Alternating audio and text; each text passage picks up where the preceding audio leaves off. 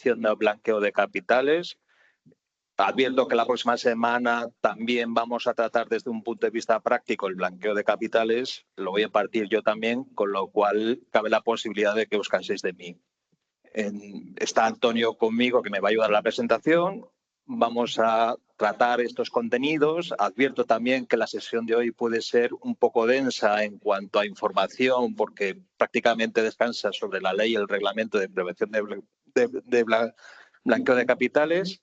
Nos vamos a alternar en los contenidos y Antonio va a comenzar pues dando unas nociones y pinceladas sobre el blanqueo de capitales. Perfecto. Bueno, para comenzar vamos a definir los conceptos de blanqueo de capitales y financiación del terrorismo. Respecto al primero, el blanqueo de capitales es el delito consistente en la compra o comercialización de activos con dinero procedente de un ilícito penal, de un delito, y al que se le pretende dar una apariencia de legalidad. Para ejemplificarlo de algún modo, podemos tomar como referencia un delito de narcotráfico, del cual se obtiene una cantidad de dinero determinada, una gran cantidad de dinero, y se destina, por ejemplo, a un negocio legal como puede ser un restaurante o una peluquería. ¿Cómo suele estructurarse este tipo de delitos? En 3 fases. Una primera fase, que es la integración, que consiste en la integración de esos bienes o activos, normalmente son grandes cantidades de dinero, al llamado dinero negro, en el sistema financiero. Una vez completada esta primera fase de integración, se pasa a una segunda fase consistente en el encubrimiento, que trata de eliminar la trazabilidad del origen del dinero o de los activos. ¿Cómo se realiza esto? Pues mediante la movilización de los activos o de las cantidades en efectivo a través de múltiples operaciones o transacciones, de inversiones, o retomando el ejemplo de los negocios mediante facturas falsas, como en el caso del restaurante, facturas falsas de proveedores, facturas falsas de clientes. Y con ello pasaríamos a una última fase, que es la integración, con la justificación a través de múltiples gastos de estas cantidades, dándole una apariencia de legalidad. Con ello, este dinero que ha sido obtenido ilícitamente tendría una apariencia de legalidad y el comisor del delito pues lo utilizaría como si fuese dinero lícito.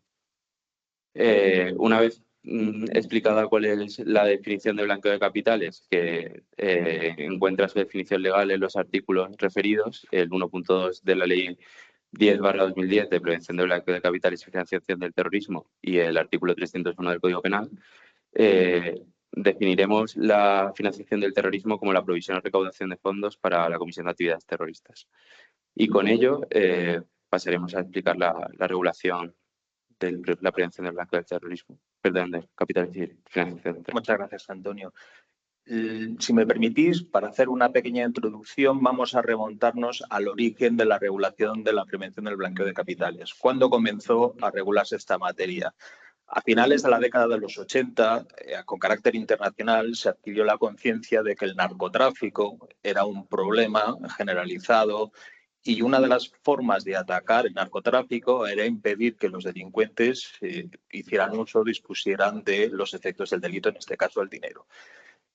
A finales de los años 80, en concreto, el 12 de diciembre de 1988, se produce la Declaración de Basilea, que es el primer paso hacia una normativa que impida a los delincuentes hacerse con los efectos del delito, y le siguió inmediatamente después la Convención de Naciones Unidas del 20 de diciembre de 1988 contra el tráfico de sustancias psicotrópicas y estupefacientes. A raíz de esta nueva regulación, se creó el año siguiente, en 1969, el Grupo de Acción Financiera Internacional, lo que conocemos como el GAFI, que está integrado por los grupos del G7. Este grupo comenzó a realizar trabajos para descender, aterrizar cuál sería el marco normativo que ayudaría a impedir a los delincuentes hacerse con los efectos del delito y dictaron 40 recomendaciones. Estas 40 recomendaciones sirvieron de base para las regulaciones de los países que rodean el mundo occidental, comenzar a regular la prevención de blanqueo de capitales. En concreto, la primera directiva de la Comunidad Europea es la Directiva 91/308. La tercera directiva, que es la que da pie a la legislación actual, es la Directiva 2005/60 y de ella se establece un marco general para los Estados miembros que posteriormente fue desarrollado por cada uno de los países. En concreto, nosotros tenemos la Ley 10/2010 del 28 de abril de prevención del blanqueo de capitales, que está desarrollada por el Reglamento 304/2014 de 5 de mayo, que concreta, desarrolla esa ley anterior. En el artículo 2 de la ley establece un listado increíblemente complejo de sujetos obligados y las asociaciones y fundaciones, como bien sabéis, están previstas en el apartado X. Respecto a las fundaciones y asociaciones, como explicará Antonio, existe una regulación concreta que se contiene en el artículo 39 de la ley y el artículo 42 del reglamento, pero obviamente no impide que las asociaciones y las fundaciones estén obligadas a cumplir con todos los contenidos, con todas las obligaciones que establece la propia ley. Bueno, respecto de las obligaciones de las fundaciones y las asociaciones, en específico, deben cubrir las que recoge la Ley 10/2010 y el reglamento. En este caso, las tenemos en la presentación. Las medidas de diligencia debida, de las que hablaremos posteriormente. El examen especial de operaciones sospechosas, sobre el que va a versar en parte el último punto de la ponencia. La conservación de documentos, que ya veremos que es de un plazo de 10 años y cuál es su accesibilidad a partir de la mitad del transcurso de este plazo, así como en función del soporte. La abstención de ejecuciones de operaciones cuando haya indicios claros o certeza de que esa operación va a ser objeto de blanqueo de capitales o financiación del terrorismo, aunque encontraremos algunas salvedades que estudiaremos más adelante. El deber de confidencialidad, la comunicación de sospechas al servicio ejecutivo de la comisión y el deber de colaboración con este cuando así lo requiera, las medidas de control interno de cumplimiento de compliance, el plan anual de formación y el examen anual de un experto externo. En el caso de los órganos encargados del cumplimiento de las obligaciones anteriores, evidentemente son los órganos encargados de la gestión del día a día y de la vida dentro de las asociaciones y las fundaciones. En el caso de las fundaciones es el protectorado, el patronato y el personal con responsabilidad dentro de la propia entidad. Y en el caso de las asociaciones, el órgano de gobierno, la Asamblea General, los miembros del órgano de representación que gestionen los intereses de la asociación y el organismo encargado de verificar su constitución. Al final lo que se pretende es que estos órganos velen porque las propias asociaciones o fundaciones no sean utilizadas como un medio para la comisión de estos ilícitos. Entonces, para ello se materializan estas obligaciones en medidas como, por ejemplo, la conservación de documentos, que vamos a ver a continuación, que se opera por un plazo de 10 años, que comienza a contar en el fin de la relación con el sujeto que puede ser sospechoso o que ha podido cometer un delito de blanqueo de capitales o de financiación del terrorismo.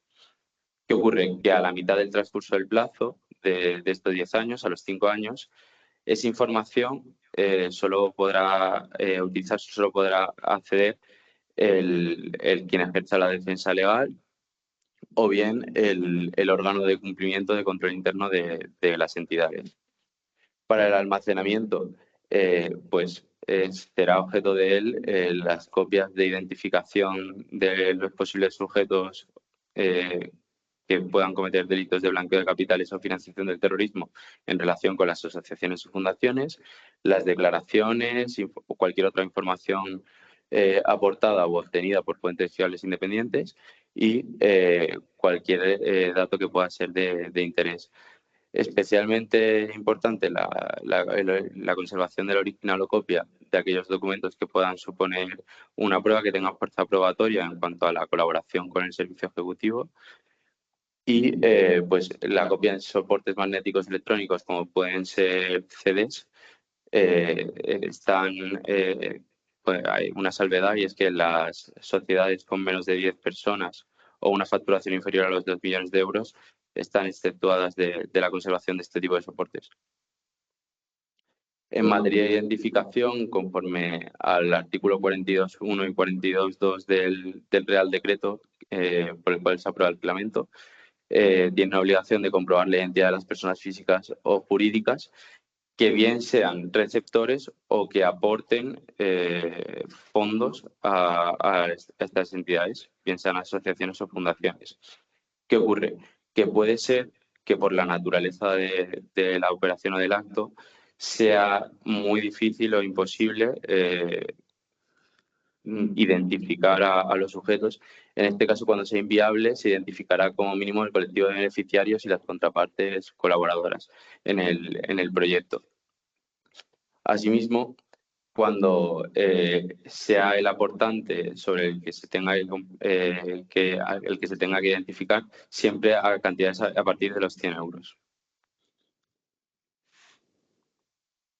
Respecto a las medidas específicas contenidas en el artículo 42.3 del Real Decreto, está en primer lugar implementar procedimientos para garantizar la idoneidad de los miembros de los órganos de gobierno y otros puestos de responsabilidad que desarrollaremos más en adelante conforme a las indicaciones del artículo 40, el cual pormenoriza cuáles son los requisitos para que las personas ocupen estos cargos y qué hechos las descartan por completo para el ejercicio de estas funciones.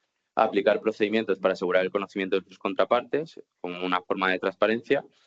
Aplicar sistemas adecuados en función del riesgo para el control efectivo, pues ya que no todas las actividades o no todos los mismos proyectos presentan las mismas circunstancias y por tanto no requieren las mismas medidas. Y conservar, como hemos dicho con anterioridad, durante un plazo de 10 años los documentos o registros que acrediten cómo han sido utilizados los fondos destinados al proyecto. Por último, dentro de las medidas específicas están el deber de informar y colaborar con el servicio ejecutivo de la Comisión como una forma de prevención del blanqueo. Es importante destacar que cualquier información al servicio ejecutivo de la Comisión no puede ser comunicado de ningún modo a la parte que está siendo investigada. Respecto a los altos estándares éticos de la contratación, como hemos visto anteriormente, se regulan en el artículo 40, se deberá atender a la normativa específica, a la normativa sectorial, y en defecto de la misma, si no existiera, se atenderá a la atención a las leyes mercantiles, la trayectoria, el respeto a todas las normas recogidas, y en ningún caso podrá ejercer o desarrollar estas funciones, ocupar estos puestos, personas que cuenten con antecedentes penales no cancelados ni susceptibles de cancelación por delitos dolosos, en concreto los que podemos encontrar aquí, delitos contra el patrimonio, contra el orden socioeconómico, contra la hacienda pública y la seguridad social y contra las administraciones públicas y falsedades. El porqué de estos delitos en concreto es por la estrecha relación que tienen con luego la posible comisión de un delito de blanqueo de capitales o de financiación del terrorismo. Y en segundo lugar, otra causa que inhabilita por completo a una persona para el desarrollo de estas funciones es que haya sido sancionado conforme a cualquiera de las resoluciones administrativas en relación con las infracciones cometidas contra la Ley 10/2010 de 28 de abril, que es la de prevención de blanqueo de capitales y financiación del terrorismo, objeto de esta jornada. Lo que es importante es que esta prohibición o inhabilitación se prolongará solo durante el periodo que dure la sanción. Entonces, si una persona, por ejemplo, ha sido sancionada por un periodo de 2 años, solo aplicará durante los 2 años que dure la sanción. Sí, a este respecto, un único comentario por mi parte, de cosecha propia. Cuando establece la ley que concurra altos estándares éticos y lo concreta en no haber sido condenado en los delitos contra la hacienda pública y seguridad social, hombre, yo lo que pienso es que si estamos hablando de estándares éticos, lo normal es que no sea condenado por ningún delito. La razón, como bien ha dicho Antonio, es que estos son delitos próximos al blanqueo de capitales. De hecho, la hacienda pública se regula en el 305, el blanqueo de capitales 301. Pero si es por consideración ética, no tendría que ser una persona condenada por delito dirigente o directivo de una organización o asociación. A continuación, yo me voy a referir a las obligaciones de diligencia debida. Con vuestro permiso, voy a poner de pie porque así vais a ver mejor las slides. Y además es un poco extenso, con lo cual me voy a cansar estando ahí sentado. En primer lugar, ¿qué se consideran las medidas de diligencia debida? Son aquellas previstas en el capítulo 2 de la Ley de Prevención del Blanqueo de Capitales. En concreto, son 4 las medidas: la identificación formal, la identificación del titular real, conocimiento de la actividad y el seguimiento continuo de la relación de negocios. Así está regulados en la ley. Estas medidas de diligencia debida son modulables en función del riesgo apreciado, salvo la identificación formal, que esa se debe llevar a cabo siempre en cualquier circunstancia. ¿Cómo se modula? Pues existen 3 tipos de diligencia: la normal, que es por defecto aquella que no es simplificada. Simplificada es la que se corresponde con aquellas operaciones que entrañan poco riesgo, y reforzadas son aquellas operaciones en las que se aprecia un riesgo superior. Para determinar cuándo concurre un riesgo superior o inferior, el reglamento nos da una serie de guías y pautas que, en caso de concurrir, se consideran operaciones de riesgo reforzado o de riesgo alto, y por tanto se deben aplicar medidas reforzadas, o de riesgo bajo y se tienen que aplicar medidas simplificadas. Nosotros nos detendremos más en las operaciones de riesgo. En concreto, el reglamento viene a distinguir 2 tipos de riesgo: un riesgo geográfico y un riesgo por operación. En cuanto al riesgo geográfico previsto en el artículo 22, establece una serie de criterios que vamos a ver a continuación. Son consideraciones de riesgo elevado y, por lo tanto, requieren de diligencia reforzada aquellos en los que concurran países, territorios o jurisdicciones. El primero, que no cuenten con sistemas adecuados de prevención del blanqueo de capitales y financiación del terrorismo. Claro, que la pregunta es si quién determina qué país dispone de un sistema adecuado de prevención del blanqueo. Y para ello nos referiremos a la Comisión Europea, que en reglamentos delegados, en el anexo con carácter anual, establece una lista de aquellos países que se consideran que presentan una estructura deficiente. Por lo tanto, si consultáis las páginas de la Comisión de la Unión Europea, podéis encontrar ese listado de países que se consideran que no presentan todos los requisitos adecuados, o por lo menos equiparables a los que tenemos en la Unión Europea. Pero igualmente se pueden consultar otro tipo de fuentes, como pueden ser los criterios del CACI, que hemos indicado anteriormente, o bien otras fuentes como institutos privados, el Instituto de Basilea, que también nos hemos referido al principio, y sirve como apunte. El más reciente de los reglamentos se ha dictado este mismo año, el Reglamento 163/2024, donde se actualiza la lista y se sacan fuera de la lista, por ejemplo, las Islas Caimán, que es un ejemplo muy típico o muy generalizado entre el común de las personas como un paraíso fiscal. Pues ha evolucionado en sus estándares y sus prácticas y ya no forma parte de esa lista. Y Jordania. El segundo de los puntos son aquellos países, territorios, jurisdicciones sujetos a sanciones, embargos o medidas análogas por la Unión Europea u otras organizaciones internacionales. No plantea mayores problemas. Consultando las páginas web correspondientes de la Unión Europea se puede acceder a ese listado. El tercero de los puntos son aquellos países, territorios, jurisdicciones que presenten un nivel significativo de corrupción u otras actividades criminales. Y aquí nos volvemos a encontrar con la misma pregunta: ¿quién determina cuáles son los países con un nivel de corrupción significativa? Y en este sentido nos referiremos a la Convención de las Naciones Unidas contra la Corrupción, que es el único instrumento jurídico vinculante que, con carácter internacional, lucha contra la anticorrupción. En estos informes que emite las siglas son la UNCAC, se establecen en sus anexos pues los países que que presentan elevados ratios de delincuencia, corrupción, etc. También podemos consultar otro tipo de fuentes, como son los que proporcionan la OCDE, el Foro Económico Mundial y Transparencia Internacional. El siguiente de los puntos son aquellos países, territorios, jurisdicciones en los que se facilite la financiación o apoyo a actividades terroristas.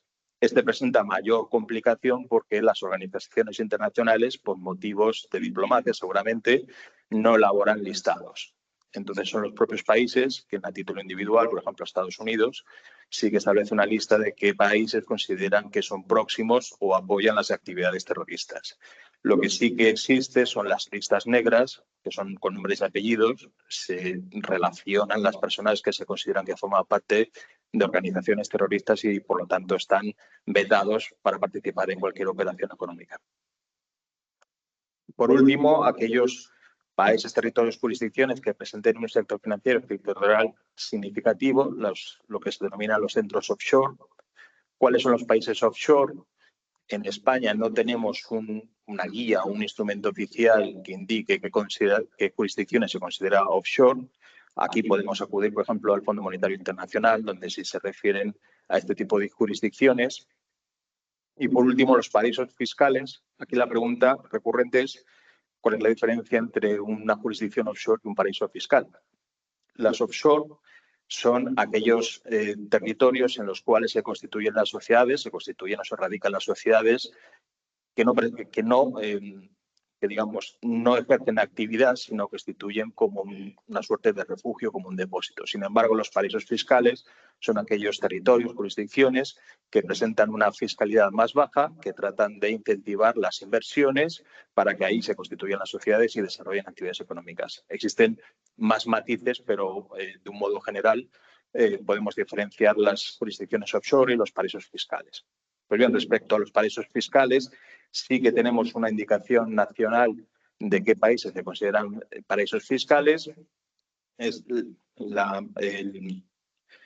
la orden de 9 de febrero orden ministerial de 9 de febrero de 2023, en donde establece la lista de paraísos fiscales, y hay que precisar que el término en sí ya es obsoleto. Ya no se hablan de paraísos fiscales, sino de jurisdicciones desfavorables no colaboradoras. Eso es una denominación internacional que ha sido actualizada en la legislación española y, por lo tanto, paraíso fiscal pues se mantiene en el concepto como descriptivo de qué consiste, pero el término oficial ya son jurisdicciones no cooperadoras.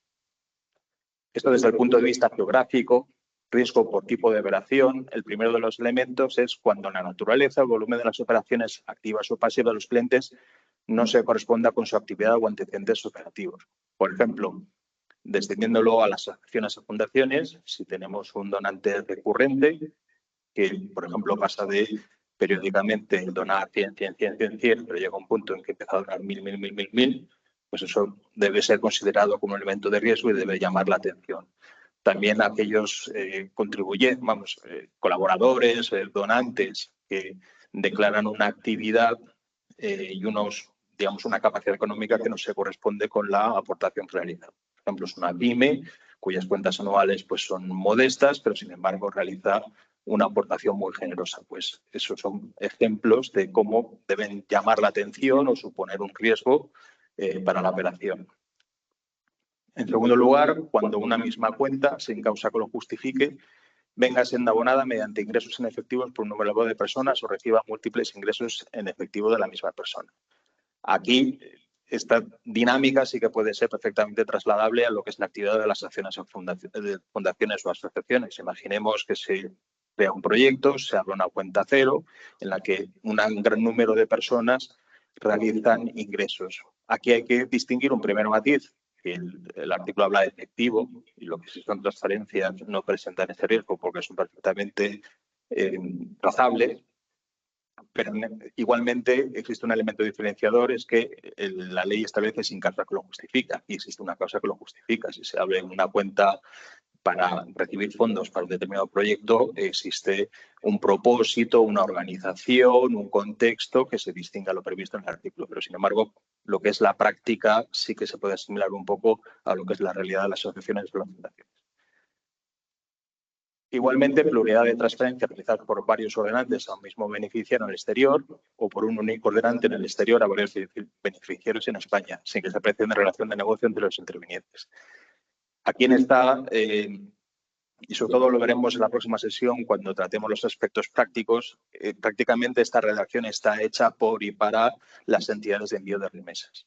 Las entidades de envío de remesas son el instrumento más idóneo para llevar a cabo el blanqueo de capitales. Y, de hecho, en este despacho conocemos casos en los que se han abierto expedientes sancionadores porque se han enviado distintas personas, realizan envíos de remesas a una misma persona en Sudamérica, en China, por importes muy elevados que no responden a ningún tipo de justificación.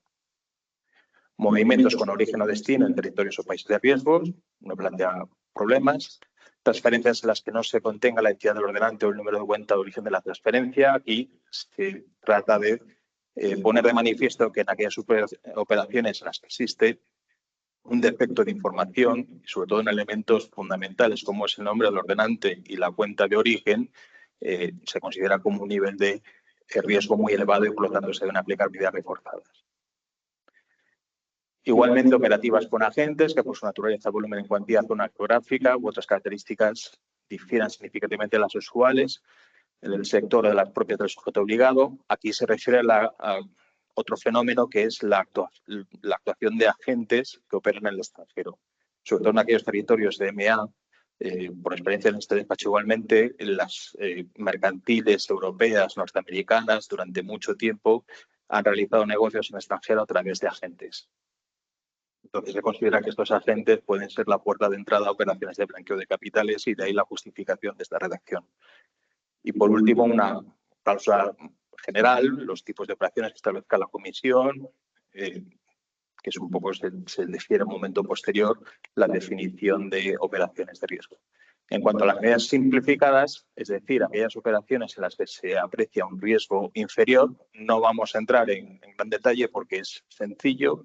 El espíritu de estas medidas es cuando se realizan actividades o operaciones con entidades del sector público, se considera que el sector público no realiza actividades criminales, no tiene ningún interés en la prevención del blanqueo de capitales y, por lo tanto, operaciones con entidades de derecho público o con sociedades controladas por entidades de derecho público se consideran de riesgo bajo y, por lo tanto, se pueden aplicar medidas simplificadas.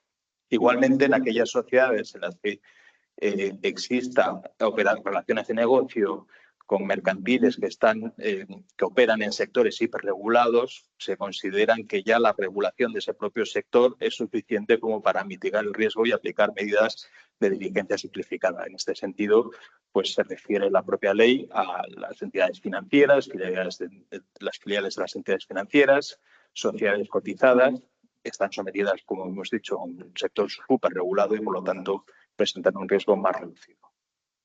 Bien, hemos hablado de lo que es el riesgo, que el riesgo determina las medidas de diligencia debida, cómo se deben aplicar. Ahora vamos a ver en concreto las medidas de diligencia debida.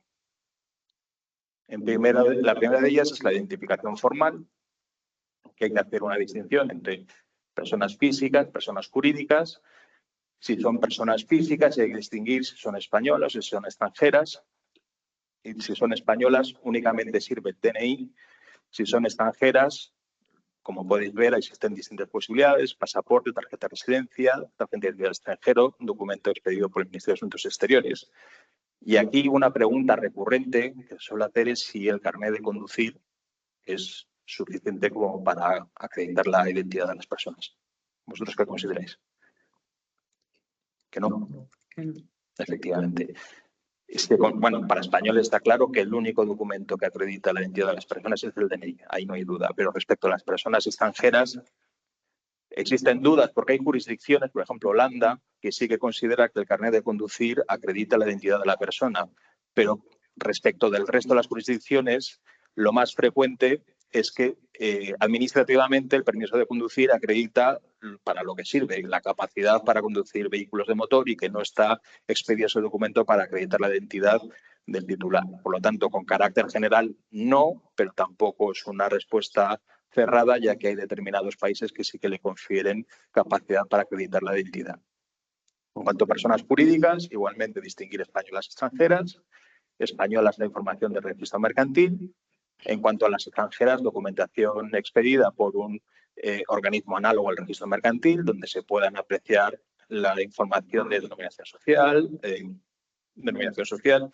domicilio social, número de identificación fiscal, estatutos, socios, en definitiva, toda la información que en España podemos encontrar en el registro mercantil. Igualmente, es obligatorio identificar a los representantes que actúen tanto por las personas físicas como por las personas jurídicas, La identificación de la persona jurídica igualmente opera el DNI y pasaporte, como hemos indicado anteriormente. Si es un representante legal o voluntario de la persona jurídica, pues habrá que acreditar el título por el cual ostenta dicha representación. Por lo general, mediante la presentación de poderes, se acredita la representación de la persona jurídica. La segunda de la medida de diligencia debida, hemos hecho la identificación formal. La segunda es la identificación del titular real. Esta está prevista en el artículo 4 de la ley, en el artículo 8 del reglamento. En cuanto al titular real de las operaciones que se realicen con personas físicas, es la entidad de aquella persona por cuya cuenta se realiza la relación de negocios. En cuanto a las personas jurídicas, como sabéis, aquellas personas que ostenten el 25% del capital social o los derechos de votos, o que por un acuerdo o disposición estatuaria controlen de forma directa e indirecta a la persona jurídica. En defecto de los criterios anteriores, se considera como titular real el administrador, y en aquellos casos en los cuales el administrador es igualmente una persona jurídica, la persona física que represente a esta persona jurídica. También establece la ley y el reglamento las formas de identificación de los fondos trust y otros instrumentos jurídicos, y se considera que es el titular real. Bueno, sabéis que los fondos, los trusts, te aportan los bienes para crear una suerte de instrumento de inversión que sirva en el futuro para determinados beneficiarios. Se considera que el titular real es aquella persona que sea el titular o gestione el 25% de los bienes que se componen en el fondo o en el trust. En su defecto se consideran los beneficiarios, y cuando no estén determinados, aquellas categorías o de personas en las cuales se ha creado y actúa en beneficio el fondo o el trust. Igualmente, respecto a las fundaciones y asociaciones, se considera el titular real las personas físicas que posean o controlen el 25% de los derechos de votos del patronato o el órgano de administración, teniendo en cuenta los acuerdos estatutos que puedan afectar al titular real. En su defecto, los miembros patronatos o del órgano de administración de la junta directiva. En cuanto a cómo se identifica el titular real, pues igualmente apreciamos el nivel de riesgo de la operación, en aquellos casos en los que sea medio o bajo, la declaración responsable del cliente. En aquellos casos que sea riesgo alto, se pedirá documentación adicional, incluso fuentes fiables independientes. No sé si conocéis que se comercializan, existen servicios de realización de chequeo de identidades de personas. Muchos clientes contratan estos servicios, por lo tanto, es algo externo independiente que se puede contratar para que determinen si un determinado cliente, una empresa, presenta un riesgo alto o bajo de cara a la prevención de blanqueo de capitales. Conozco cuál es el coste de este servicio, pero que es algo externalizable y que puede ahorrar burocracia y tiempo. Igualmente, quiero detenerme en el último punto, el registro de titulares reales, que es de creación más o menos reciente por orden ministerial de 2018, y el registro de titularidades reales, el RETIR, está bajo la dirección del registro de notariado, y es la obligación, todos los notarios tienen la obligación de subir a este registro la información de los titulares reales en el momento en que se depositan las cuentas anuales. ¿Por qué las cuentas anuales? Porque las cuentas anuales requieren de la aprobación de la Junta General, y en la Junta General se conocen quiénes son los accionistas en caso de una sociedad anónima o quiénes son los partícipes en el caso de la sociedad limitada. El registro de titulares reales tiene convenios con las autoridades, con los juzgados, con el Servicio de Prevención del Blanqueo de Capitales, y todos pueden consultar los datos que se contienen en dicho registro. Incluso vosotros, los sujetos obligados, tenéis acceso, podéis dar información en el registro de titulares reales. Existe un formulario para solicitar información. La operativa es que tú trasladas un nombre y, por ejemplo, el nombre de una sociedad, y el registro te devuelve la información. Se hace de forma telemática, y entiendo que también es un instrumento útil para ayudar a la identificación del titular real. Conocimiento de la actividad es el tercero de los elementos que hemos indicado anteriormente como medidas de diligencia debida. Este es más sencillo. En aquellos supuestos es conocer cuál es la actividad de la persona con la que se está realizando operaciones de negocio. Riesgo bajo o medio, posiblemente con el conocimiento de la actividad, de la información que se puede obtener a través de fuentes públicas, es suficiente para acreditar a qué se dedica. Y en aquellos personas físicas o jurídicas que se consideren de riesgo alto, si son físicas, tienen que acreditar su actividad mediante el contrato laboral, obviamente el informe de vida laboral o declaración tributaria en la que conste su actividad. Igualmente, cualquier otro documento acreditativo y, en este caso, no se pueden consultar fuentes externas. Respecto a las personas jurídicas, se acredita la actividad mediante la escritura de constitución de la sociedad, mediante los estatutos sociales y la información que se disponga en el registro mercantil donde se contiene el objeto social y ahí conocemos la actividad de la persona jurídica. El cuarto de los elementos de las medidas de diligencia debida, como hemos visto, es el seguimiento de la actividad durante la relación de negocio. Es decir, no hay que limitarse a una verificación inicial y ya abandonar cualquier tipo de chequeo respecto de la otra parte, sino que es algo activo y que se debe de realizar periódicamente y estar atento a cualquier evolución que pueda presentar la persona con la que se realiza, tiene relaciones de negocio. Todo esto conforme a la ley, que es esquema de relación cliente-profesional, principalmente respecto de las asociaciones y fundaciones, es particularmente distinto. Igualmente hemos visto las medidas de diligencia debida, pero para ello, una vez que se determinan las medidas de diligencia, se necesita un control, algo que las haga efectivas y que las ejecute. Hay que distinguir controles internos, control externo. No nos vamos a detener demasiado porque prácticamente hemos visto el contenido principal en la parte anterior, pero lo que se requiere es un análisis de riesgo. En el artículo 32 se establece las principales medidas de control interno, podemos resumirlas en el análisis de riesgo, en el manual de prevención de blanqueo, los procedimientos de control interno y órganos de control interno, así como de la formación. Yendo al detalle de cada una de ellas, de forma somera, el análisis del riesgo, pues prácticamente lo que viene a exigir es que hagamos una labor de mapeo, de conocimiento exhaustivo de cuáles son las distintas áreas y qué riesgos pueden presentar. Entonces, la propia ley determina una serie de aspectos que pueden ser tenidos en cuenta, como puede ser la actividad que se realiza, si concurren factores geográficos, qué riesgo hay en cada una de esas zonas, con quién se realiza, con la contratación de productos, servicios, operaciones, cuál es el volumen medio de las operaciones, los medios de pago aceptados, es decir, una serie de indicaciones que deben ser mapeadas, deben ser escaneadas, por así decirlo, por los sujetos obligados, para tener una clara visión de por dónde puede venir el riesgo de prevención del blanqueo. Esto debe ser revisado periódicamente, que como veremos, esta revisión en parte viene realizada por el órgano externo, el control externo. El manual de prevención, el artículo 33, dispone todo este contenido, es muy extenso, no nos vamos a detener, pero sí que os diré que el manual de prevención prácticamente es la piedra angular de la prevención del blanqueo de capitales. O sea, por más general, respecto de nuestros clientes, en el manual de prevención prácticamente se contiene todo. Se contiene, como podemos ver, la obligación de conservación de documentos, la identificación del cliente, los mecanismos de comunicación, de detección de operaciones. Si bien, como hemos visto en la slide anterior, se exigen una serie de procedimientos, en la práctica estos procedimientos vienen recogidos en el manual de prevención de blanqueo de capitales. Salvo en aquellas organizaciones que sean muy grandes y que involucran a muchos departamentos, ahí sí que se pueden aprobar procedimientos separados que dan más color a lo que son los contenidos, pero, como os digo, el elemento indispensable y capital es el manual de prevención de blanqueo. Igualmente, como he dicho anteriormente, el propio reglamento establece las características que deben revestir los procedimientos.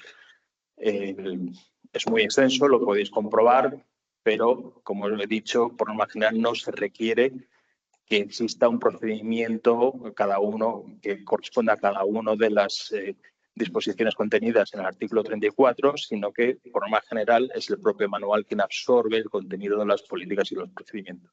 Por ejemplo, cuando se detecta una operación sospechosa, cómo se debe de operar, a quién se debe reportar, eso figura en el manual de prevención del blanqueo de capitales. O sea, no hay que tener 50 procedimientos para cumplir con la ley. Si el manual es lo suficientemente completo, lo suficientemente robusto, es suficiente. Igualmente, órganos de control interno, hay que tener en cuenta el representante del SEBLAC.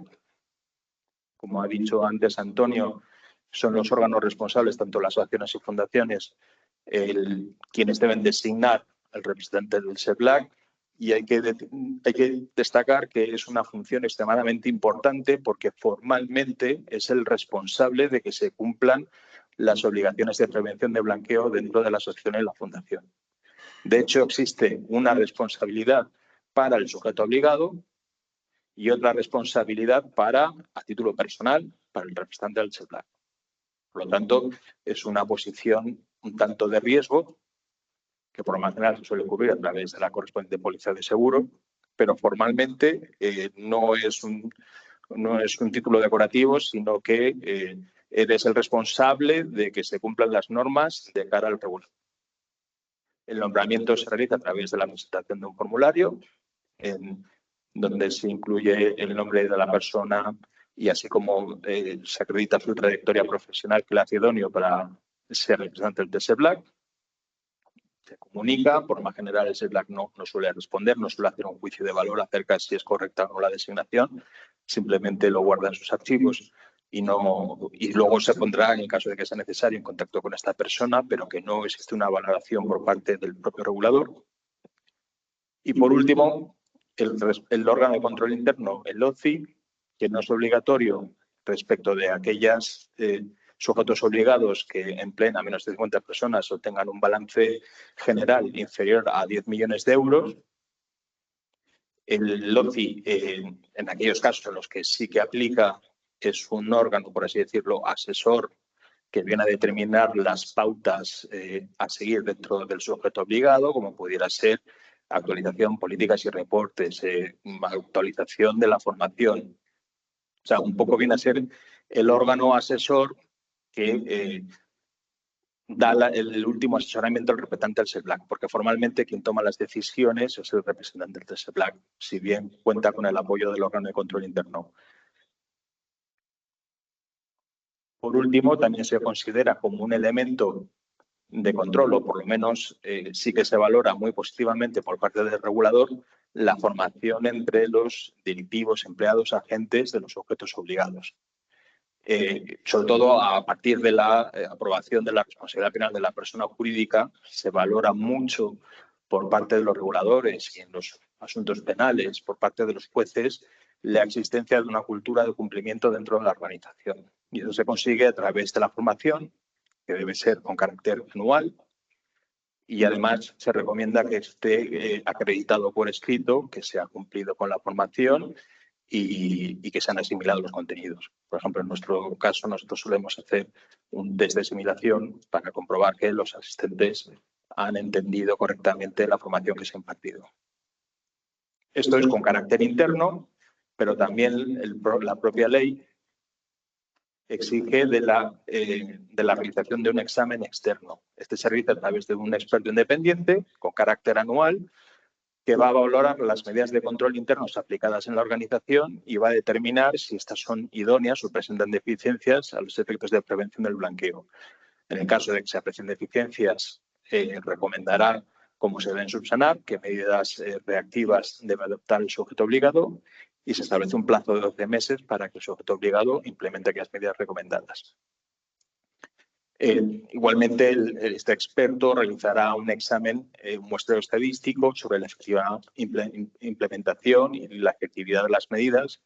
Esto, por experiencia profesional, es más complicado porque el cliente te suele dar lo que suele interesar. O sea, no tienes libre acceso a los archivos y documentos del cliente, sino que él te da un propio muestreo sobre qué es lo que realiza, por ejemplo, para identificación de clientes.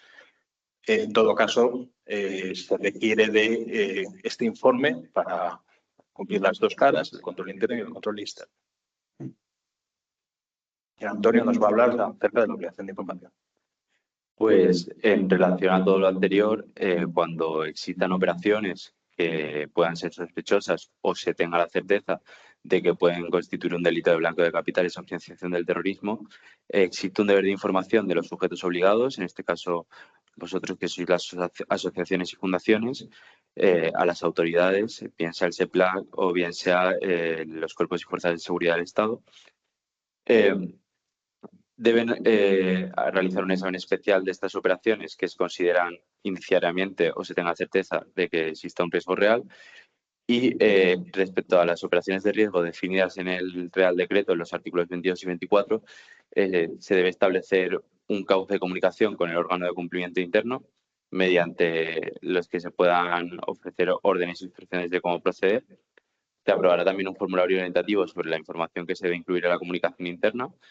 En relación con esto, existen también una serie de requisitos mínimos cuando se comunica al SEPLAC, que los veremos posteriormente y que están recogidos en el artículo 18, y se garantiza la confidencialidad, de las comunicaciones de todas las personas que integren la organización, así como de los agentes.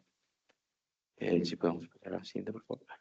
El manual debe describir un procedimiento, además debe recogerlo íntegramente y de forma pormenorizada.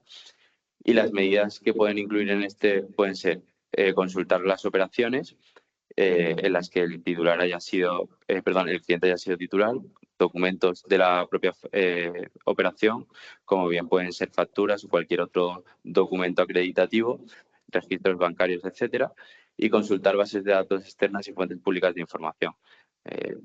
Por poner un ejemplo, registros de cualquier tipo, etcétera. Las conclusiones deben ser recogidas en un informe. Este informe debe tener además un orden cronológico y debe incluirse una base de datos que se disponga por parte del sujeto obligado.